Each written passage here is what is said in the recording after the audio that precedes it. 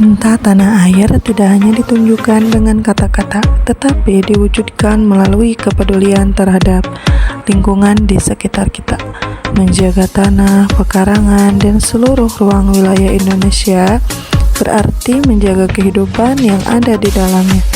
Salah satu bentuk sederhana namun bermakna adalah menjaga kebersihan lingkungan termasuk di tempat kerja.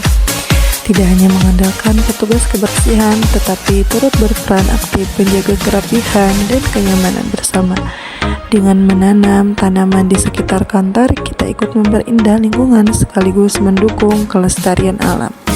Dari langkah kecil inilah cinta tanah air tumbuh dan memberi dampak besar bagi bumi pertiwi yang kita cintai.